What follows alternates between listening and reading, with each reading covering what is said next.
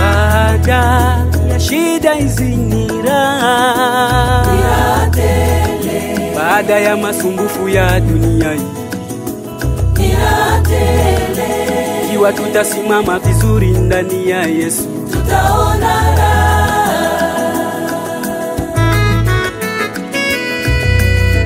Baada ya shida hizi ni raha tele, baada ya masumbufu ya dunia hii ni raha tele.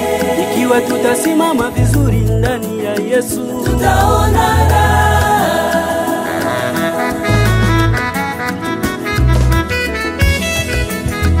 Tutakapovaa mwili usioharibika, tutafurahia mwili usio na mateso,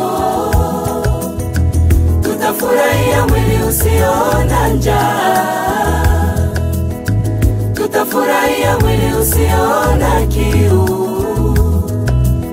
mwili ambao asili yake ni sifa za Mungu, mwili ambao asili yake ni sifa za Mungu.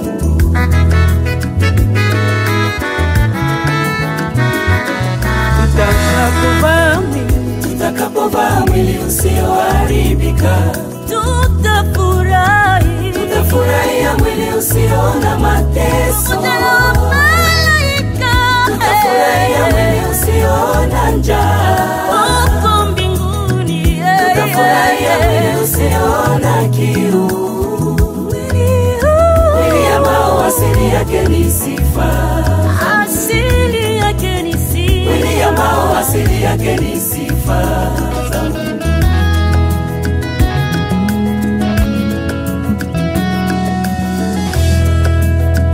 Ingawaje nisumbuke duniani,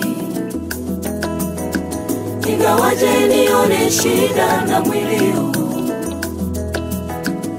najua siku moja nitaondoka ndani ya mwili huu, mwili unaonisumbua, unaonikosesha amani, mwili unaojaa vilio, unaojaa masumbufu, mwili unaonisumbua, unaonikosesha amani, mwili unaojaa vilio, unaojaa masumbufu.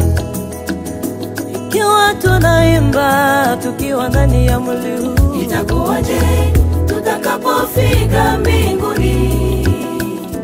Itakuwaje tutakapoonana uso kwa uso? Tutafurahi tukiwa katika mwili wa utukufu. ikiwa tunaimba tukiwa ndani ya mwili huu, Itakuwaje tutakapofika mbinguni? Itakuwaje tutakapoonana uso kwa uso? Tutafurahi tukiwa katika mwili wa utukufu.